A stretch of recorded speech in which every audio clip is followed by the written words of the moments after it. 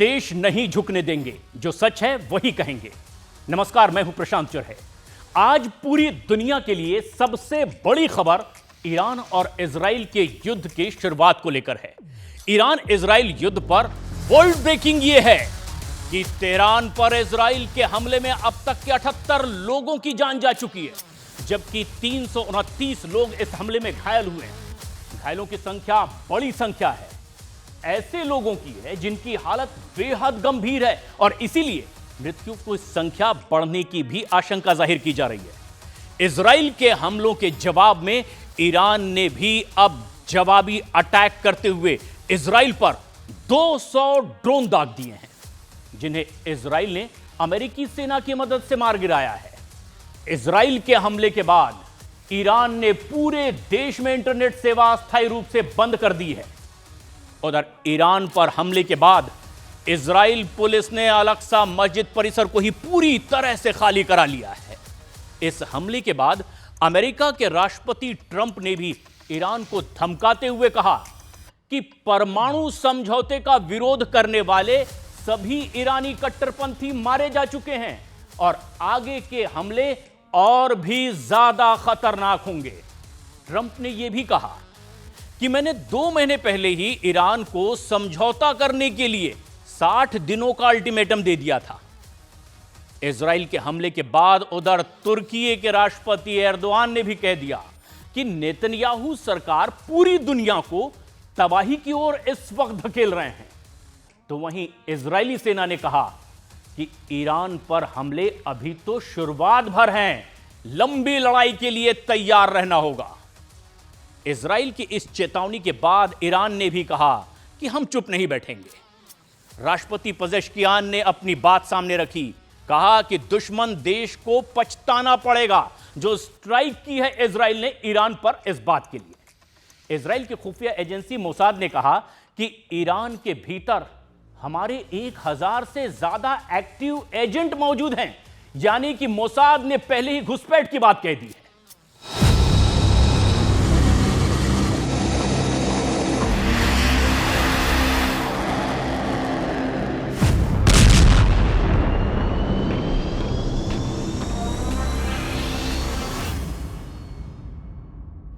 Moments ago, Israel launched Operation Rising Lion, a targeted military operation to roll back the Iranian threat to Israel's very survival. This operation will continue for as many days as it takes to remove this threat.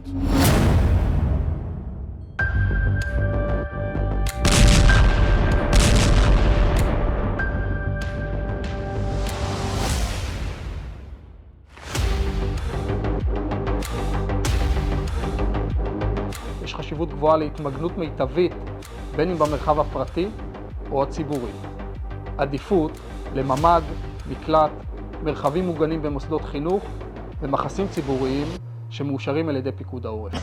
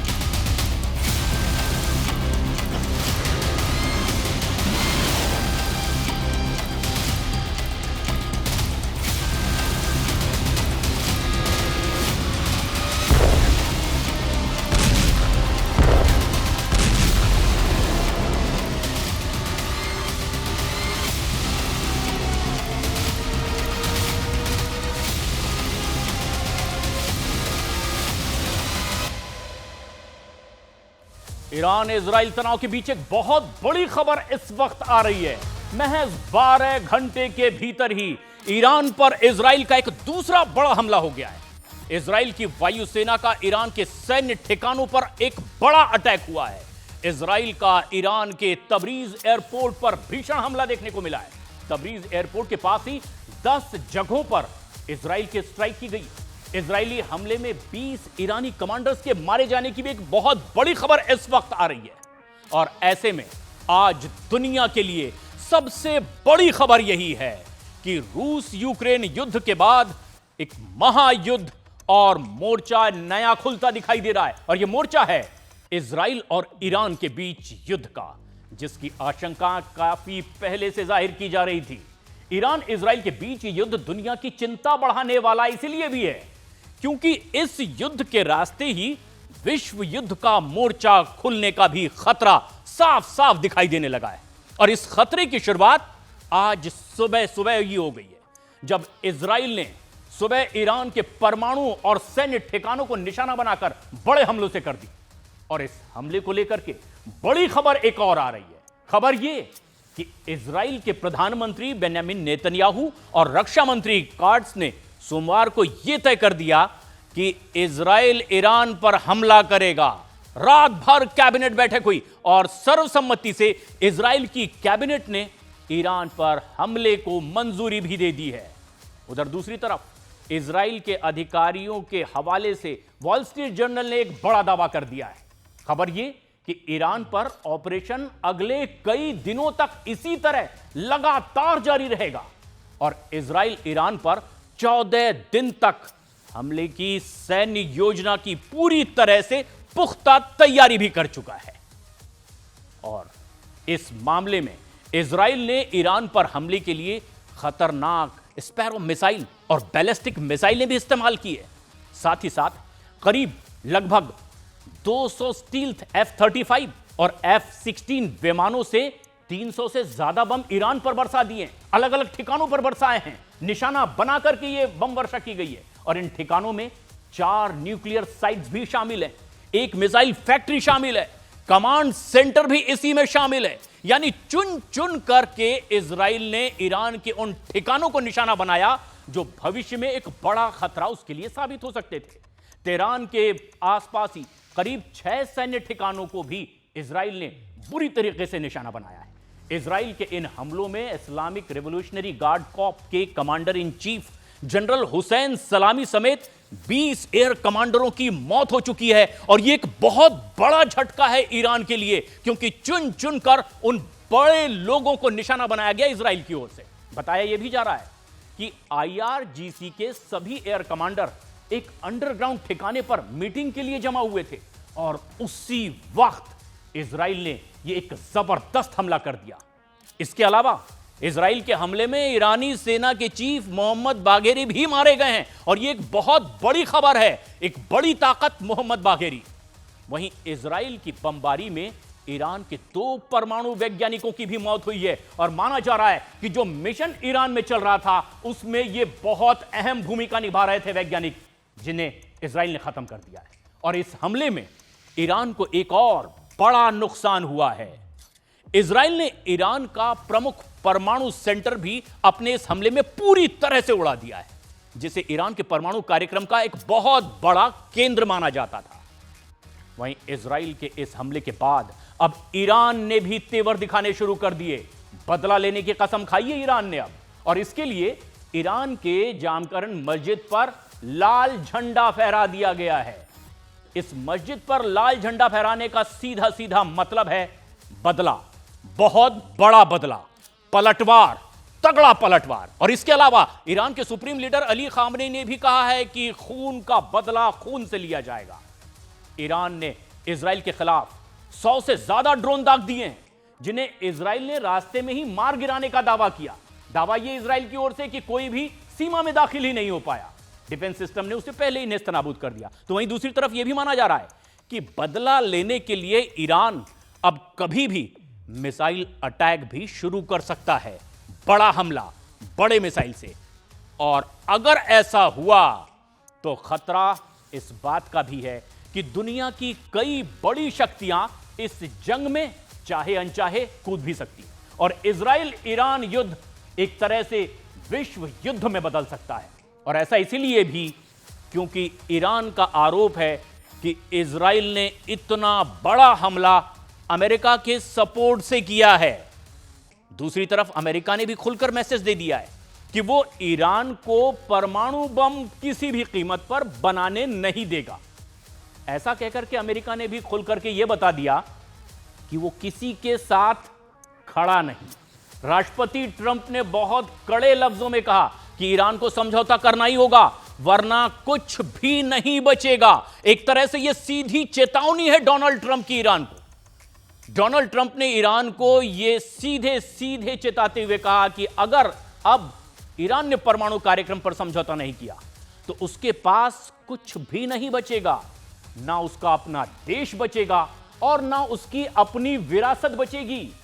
दूसरी ओर Israel के हमले पर रूस ने भी कह दिया है कि यह इजराइल की उकसाने वाली कार्रवाई है। उधर चीन ने कहा कि ईरान पर हमला उसकी संप्रभुता और सुरक्षा, क्षेत्रीय अखंडता का उल्लंघन है।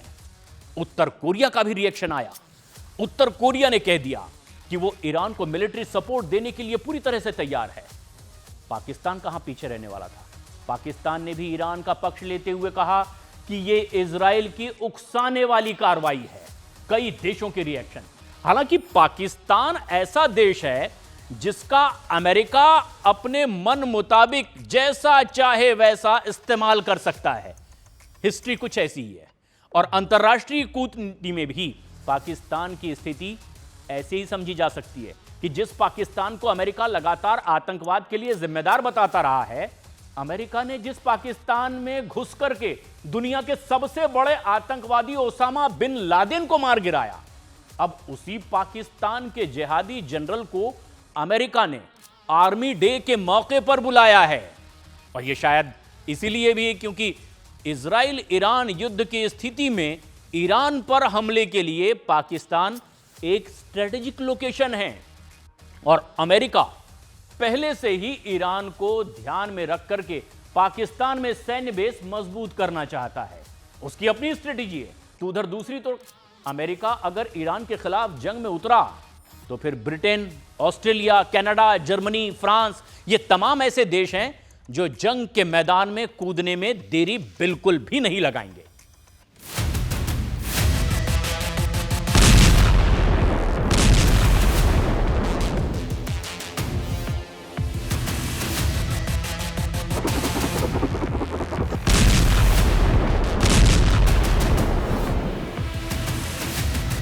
ईरान को गाजा बनाएगा इजराइल।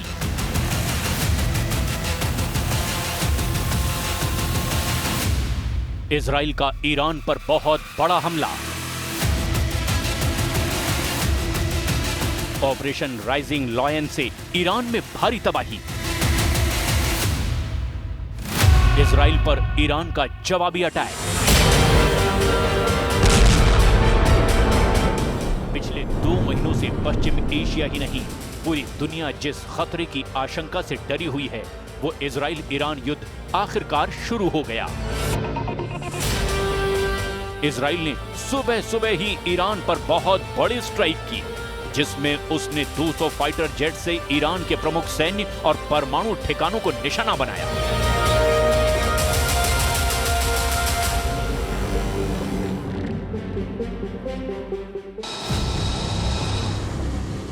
फाइटर जेट्स के साथ में किए गए इस हमले में ईरान के बड़े सैन्य अधिकारी और 2 परमाणु वैज्ञानिक भी मारे गए। राजधानी तेहरान में शाहरग शाहिद महालती नामक जगह पर यह हमला हुआ, जहां हाई रैंक वाले ईरानी सैन्य अफसर रहते हैं। इजराइल के हमले में ईरान की 3 इमारतें पूरी तरह से तबाह हो गई। इजराइल का दावा है कि ईरान चुपचाप तरीके से परमाणु हथियार बना रहा है और उसके पास कुछ ही दिनों में 15 परमाणु बम बनाने लायक सामग्री हो जाएगी। इसे रोकने के लिए यह हमला किया गया।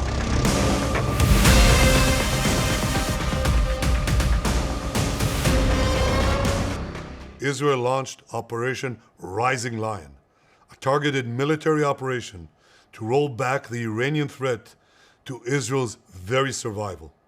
This operation will continue for as many days as it takes to remove this threat.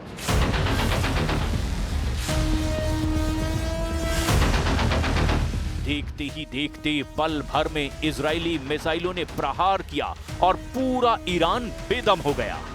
ना उसके एयर डिफेंस सिस्टम काम आए और ना ही उसका कोई रडार काम कर पाया। इजराइल ने ईरानी एयर डिफेंस को भेजते हुए अपने फाइटर प्लेन तेहरान के आसमान में उतार दिए और ऐसा कहर बरपाया कि खामनेई की 7 पुश्तें याद रखेंगी।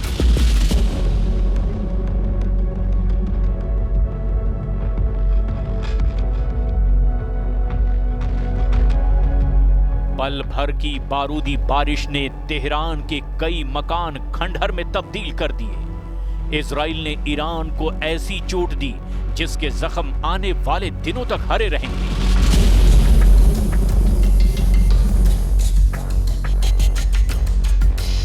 इजराइल की सेना ने ईरान की राजधानी तेहरान और पिरान शहर समेत करीब 30 जगहों पर करीब 300 भयंकर स्ट्राइक की।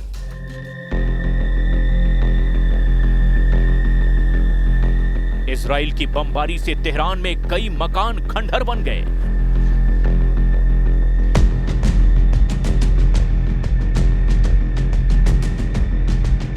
कई मकानों से तो काफी देर तक गुबार धुएं का उठता दिखाई दिया।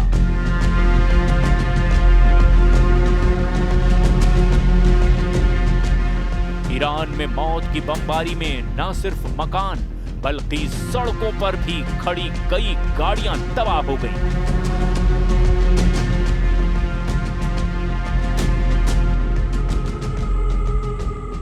सामने आई तस्वीरों के मुताबिक इजरायली हमलों में राजधानी तेहरान के आवासीय इलाकों को भी निशाना बनाया गया।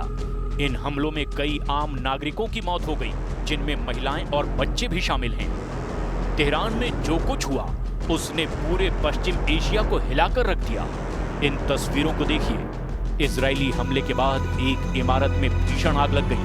वीडियो में दिखाई दे रहा है कि नीचे इमरजेंसी गाड़ियां खड़ी हैं और ऊपर मंजिलों में आग भड़की हुई है।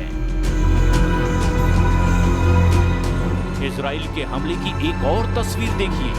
इजराइल के हमले में तेहरान की एक रिहायशी इमारत पूरी तरह से तबाह हो गई। कई गाड़ियां जलकर राख हो गईं और चारों तरफ मलबा ही मलबा दिखाई देने लगा। ساختمون رو ترکید نمیدونم موشک زدن چی زدن واحدهای بغلی رو خبر ندارن। इस हमले के बाद इजराइल की तरफ से बयान भी सामने आया, जिसमें इजराइल के डिफेंस मिनिस्टर इसराइल कैट्स ने कहा कि ये ईरान की तरफ से किसी संभावित खतरे को रोकने के लिए पहले से ही उठाया गया कदम है। और इतना ही नहीं, इजराइल डिफेंस फोर्सेज ने दावा किया कि ईरान के कुछ मिलिट्री और न्यूक्लियर ठिकानों को टारगेट किया गया है। उधर अमेरिका ने इस हमले में किसी भी तरह की हिस्सेदारी से इनकार किया है। अमेरिकी विदेश मंत्री मार्को रूबियो ने कहा कि ये इजराइल की एक तरफा कार्रवाई है, अमेरिका इसमें शामिल नहीं है। उन्होंने चेतावनी दी कि ईरान जवाबी कार्रवाई ना करे और अमेरिकी सैनिकों को निशाना ना बनाए। लेकिन ईरान को समझ नहीं आ रहा कि वो अगला कदम आखिर उठाए तो उठाए क्या। ऐसा इसीलिए क्योंकि इजरायली हमले में ईरान की कमर टूट चुकी है। इजराइल ने ईरान की रीढ़ तोड़ दी।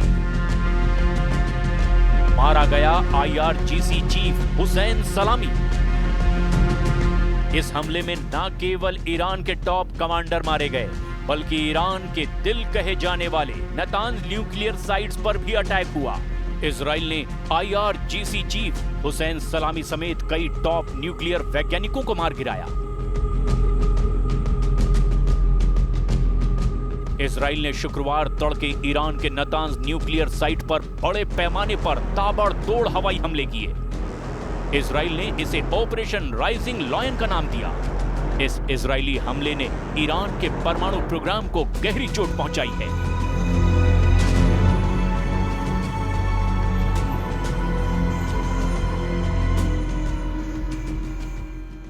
ईरानी रिवोल्यूशनरी गार्ड कॉर्प यानी कि IRGC के प्रमुख जनरल हुसैन सलामी खातम अल अंबिया के प्रमुख सरदार रशीद, परमाणु वैज्ञानिक डॉक्टर फेरेदुल अब्बासी, डॉक्टर तेहरानची इजराइल और डॉक्टर अब्दुल हामिद मिनोचेहर इजराइल के हमले में मारे गए।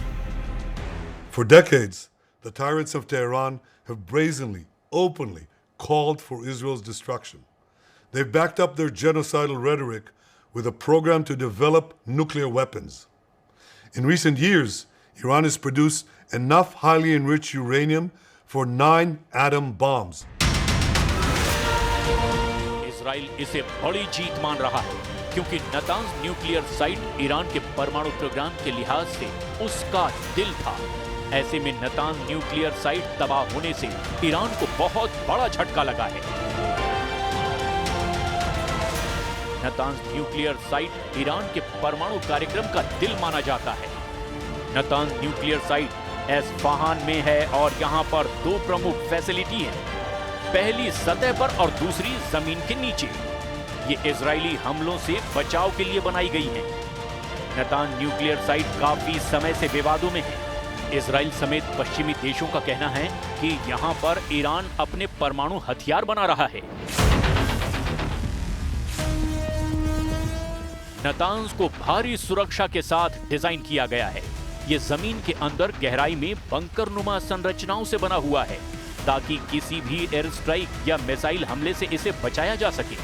लेकिन इजराइल ने बार बार अटैक कर इसे काफी हद तक तबाह कर दिया है। इजरायली हमले में नतांज की अंडरग्राउंड फैसिलिटी को भारी नुकसान पहुंचा है और बताया जा रहा है कि नतांज ठिकाने पर कई सेंट्रीफ्यूज मशीनें नष्ट हो चुकी है, जिससे ईरान का परमाणु कार्यक्रम कई वर्षों तक अब पीछे चला गया है।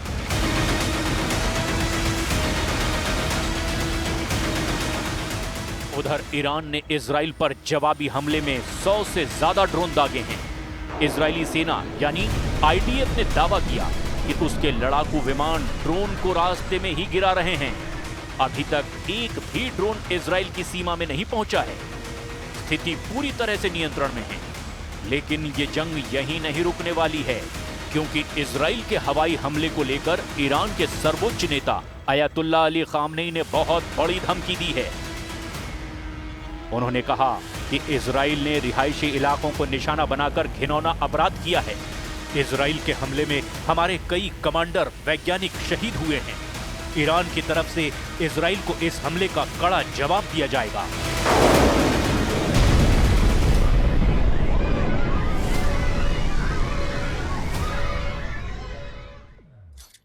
इस बीच भारत के प्रधानमंत्री नरेंद्र मोदी ने ईरान पर इजराइल के हमले को लेकर सोशल मीडिया प्लेटफॉर्म एक्स पर साझा किए अपनी बात। इजराइल के प्रधानमंत्री नेतन्याहू को फोन पर बातचीत करने की जानकारी दी है। लिखा, उन्होंने मुझे मौजूदा स्थिति के बारे में जानकारी दी और मैंने भारत की चिंताओं से भी उन्हें अवगत करा दिया। भारत की चिंताएं साझा की और क्षेत्र में शांति और स्थिरता की जल्द बहाली की आवश्यकता पर जोर दिया। प्रधानमंत्री नरेंद्र मोदी का सोशल मीडिया पर यह संदेश। उधर अहमदाबाद विमान हादसे को 30 घंटे से ज्यादा हो चुके हैं और एजेंसियां अब भी हादसे की मुख्य वजह तलाशने में जुटी है। जांच ये की जा रही है कि आखिर ऐसा क्या हुआ कि उड़ान भरने के महज 30 सेकंड के भीतर ही यह विमान क्रैश हो गया और उसमें सवार 242 लोगों में से 241 लोगों की जान चली गई। अलग अलग विशेषज्ञ हादसे के पीछे की अलग अलग वजह इस वक्त बता रहे हैं। हम आपको आज वो सभी संभावित वजह बताएंगे, लेकिन उससे पहले जानना है वो बहुत भयानक बात, वो 30 सेकंड की पूरी कहानी, वो पूरी टाइमलाइन।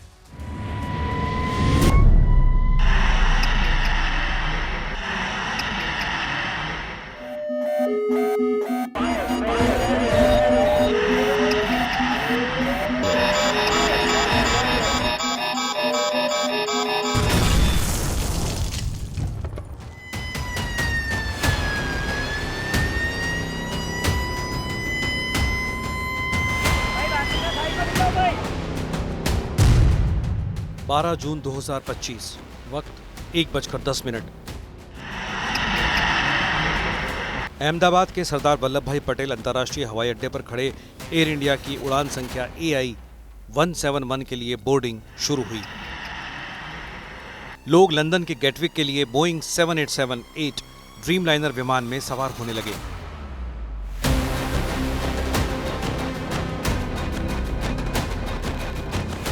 विमान इतनी लंबी दूरी की उड़ान के लिए 1 लाख लीटर फ्यूल के साथ तैयार था। 8,200 घंटे की उड़ान के अनुभव वाले विमान के कैप्टन सुमित सब्बरवाल और 1100 घंटे के अनुभव वाले को पायलट क्लाइव कुंदर अपने 10 क्रू मेंबर के साथ फ्लाइट में मौजूद थे। और जल्द ही विमान के अंदर 242 यात्रियों ने अपनी जगह ले ली, जिसमें 169 भारतीय, 53 ब्रिटिश, 7 पुर्तगाली और कनाडा का एक यात्री शामिल था। फ्लाइट तैयार थी 6,844 किलोमीटर की लंबी उड़ान के लिए, जिसकी मंजिल थी ब्रिटेन का गैटविक एयरपोर्ट। 12 जून 2025, वक्त 1:38। एयरपोर्ट के रनवे नंबर 23 से AI-171 ने टेक ऑफ किया। विमान ने रनवे की करीब 1150 फीट की पूरी लंबाई को तय करने के बाद हवा में प्रवेश किया, लेकिन सिर्फ 30 सेकंड बाद ही जब विमान 625 फीट की ऊंचाई पर था तो विमान के पायलट को किसी बड़े खतरे का अंदेशा हुआ। विमान के पायलट कैप्टन सुमित सब्बरवाल ने फौरन एयर ट्रैफिक कंट्रोल यानी ATC को संपर्क किया और वो भी मेडे कॉल जारी कर दी, जिसका मतलब था कि विमान में हालात आपातकाल जैसे थे। कैप्टन ने प्रोटोकॉल के मुताबिक मेडे कॉल को मेडे मेडे मेडे कहकर 3 बार दोहराया ताकि यह कंफर्म हो जाए कि आपातकालीन संदेश को सुन लिया गया है और तत्काल सहायता की जरूरत है। हालांकि इस कॉल पर रिस्पॉन्स से पहले ही विमान का ATC से संपर्क टूट गया।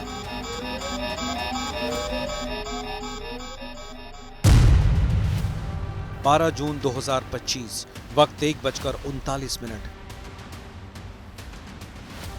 टेक ऑफ से ठीक 32 सेकंड बाद बोइंग 787-8 ड्रीमलाइनर विमान तेजी से नीचे गिरने लगा और देखते ही देखते एयरपोर्ट के करीब 1.5 किलोमीटर के दायरे में मेघानी नगर इलाके में प्लेन क्रैश हो गया।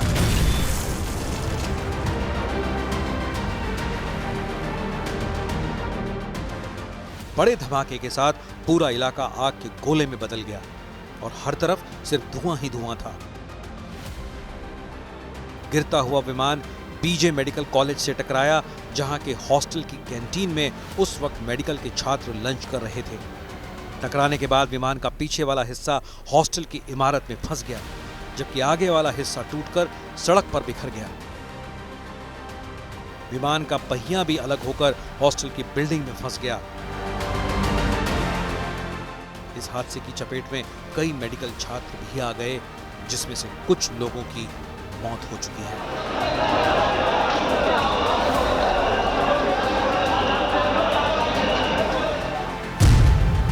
बारह जून 2025, वक्त 1:43।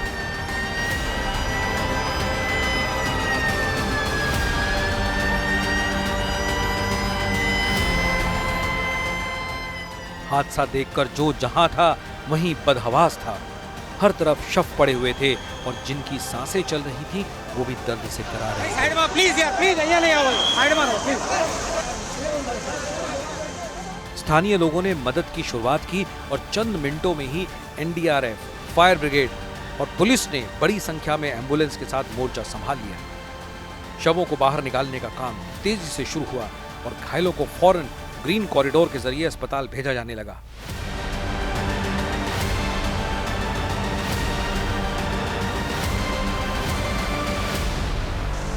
एक के बाद एक शव निकलते रहे और हर शव के साथ किसी के भी बचने की उम्मीद खत्म होती रही। लेकिन तभी एक चमत्कार हुआ। सड़क पर भागते इस शख्स को देखकर किसी को अपनी आंखों पर यकीन नहीं हो रहा था। इस शख्स के दावों को मानने के लिए कोई तैयार नहीं था, जो कह रहा था कि हादसे के वक्त वो भी इसी विमान में सवार था। अहमदाबाद में हुए इस विमान हादसे में 265 परिवारों ने उनके अपनों को छीन लिया और यह हादसा इतना दर्दनाक था, इतना भयंकर था कि विमान में बैठे यात्रियों के शव बगैर DNA टेस्ट के पहचानना तक मुश्किल हो गया। इस विमान में कौन किस अरमान के साथ लंदन जा रहा था, ये जानकर तो कलेजा रोने लगता है। और इस दर्दनाक हादसे में जहां 265 परिवारों को उम्र भर का सदमा लगा, तो वहीं 2 परिवार ऐसे भी थे जिनके अपनों की जान इस हादसे में बच गई। अब लोग इसे भगवान का चमत्कार ही मान रहे हैं, लेकिन कैसे हुआ यह चमत्कार, आप भी जरा गौर से देखिए।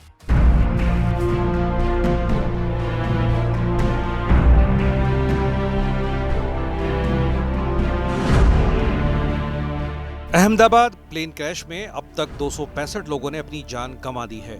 इन सभी 265 लोगों की अपनी अपनी कहानी है। किसी ने बेटा खोया तो किसी ने बेटी, किसी ने मां को खो दिया तो किसी का पूरा परिवार ही इस हादसे में खत्म हो गया। हम आपको इस हादसे की कई मार्मिक कहानियां दिखाएंगे, लेकिन सबसे पहले इस हादसे में हुए उस चमत्कार की जिसका नाम है विश्वास कुमार रमेश।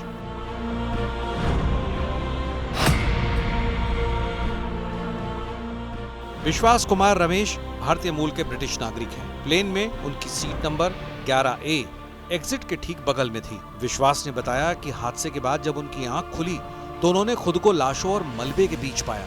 खून से लथपथ विश्वास अपनी सीट बेल्ट खोलकर जलते हुए प्लेन से बाहर निकले और एम्बुलेंस तक पहुंचे। हालांकि उनके साथ ही सफर कर रहे उनके भाई की जान नहीं बची। पीएम मोदी ने भी विश्वास से मुलाकात की।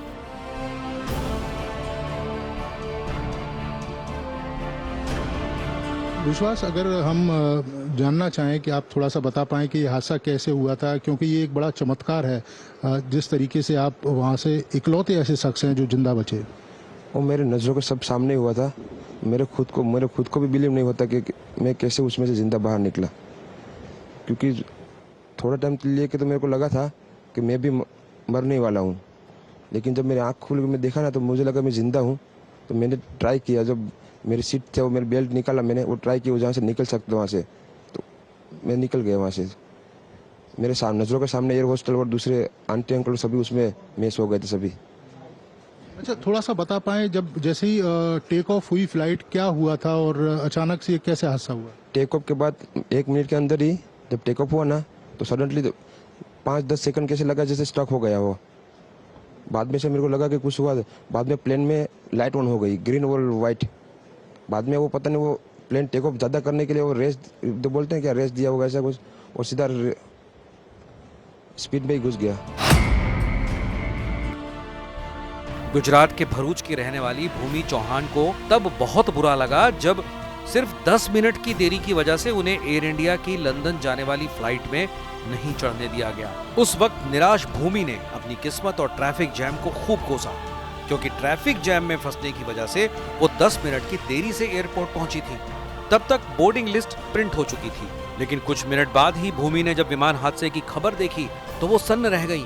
अब भूमि अपनी फ्लाइट का मिस होना गणपति बप्पा की कृपा बता रही है। हमको पहुंचते थोड़ा 10 मिनट लेट हो गया बिकॉज ऑफ अहमदाबाद ट्रैफिक और ये सब की वजह से। तो वहाँ पे चेक इन का गेट सब बंद हो चुका था और लिस्ट प्रिंट आउट हो चुका है और वो सब निकल चुका है, तो इसके लिए हम आपको जाने नहीं दे सकते। फर्स्ट ऑफ ऑल तो मतलब ऐसी हालत ही नहीं थी कि मैं कुछ सोच सकूं। मुझे ऐसा ही फील हुआ कि मेरे माता जी और जो गणपति बापा हमारे भगवान है उनकी वजह से मैं तो बच गई, लेकिन ये जो भी इंसिडेंट हुआ है वो बहुत ही स्पीचलेस है। तो वो जो 241 जो लाइव्स गई है, तो मैं मतलब शायद अगर मेरा इतना नसीब अच्छा होता तो मैं उस फ्लाइट में होती तो मेरी वजह से सब लोग भी बच सकते थे। बांसवाड़ा का पूरा परिवार खत्म। अहमदाबाद प्लेन हादसे में सबसे दर्दनाक कहानी प्रतीक के परिवार की है। प्रतीक और उनकी पत्नी दोनों पेशे से डॉक्टर थे। प्रतीक 6 साल से लंदन में रह रहे थे। इस बार प्रतीक अपनी पत्नी और 3 मासूम बच्चों के साथ लंदन में हमेशा के लिए शिफ्ट होने जा रहे थे। प्लेन में बैठने के बाद प्रतीक ने परिवार के साथ मुस्कुराते हुए सेल्फी भी ली थी, लेकिन शायद नियति को कुछ और ही मंजूर था।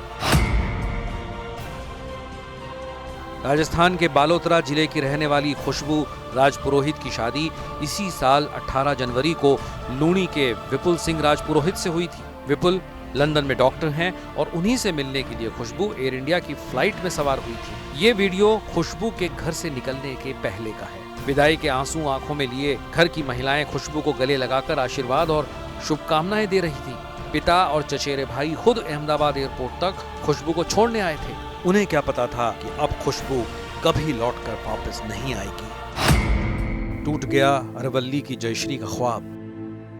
गुजरात के अरवल्ली जिले की जयश्री की कहानी भी खुशबू से अलग नहीं है। जयश्री की शादी भी इसी साल 19 जनवरी को हुई थी। 5 महीने बाद वो पहली बार अपने पति से मिलने जा रही थी। एयरपोर्ट पर उनका आखिरी वीडियो, जिसमें वो मुस्कुराते हुए सबको अलविदा कह रही थीं, अब उनके परिवार के लिए एक दर्दनाक याद बन गया है।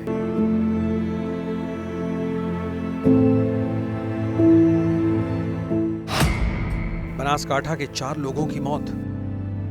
अहमदाबाद प्लेन क्रैश में गुजरात के बनासकांठा जिले के 4 लोगों की मौत हो गई। रमेश ठक्कर अपनी पत्नी लाभूबेन ठक्कर के साथ अपनी बहू की गोद भराई के लिए लंदन जा रहे थे, तो वहीं कमलेश चौधरी अपनी पत्नी धापूबेन चौधरी के साथ यात्रा कर रहे थे। इन दोनों की शादी 4 महीने पहले ही हुई थी।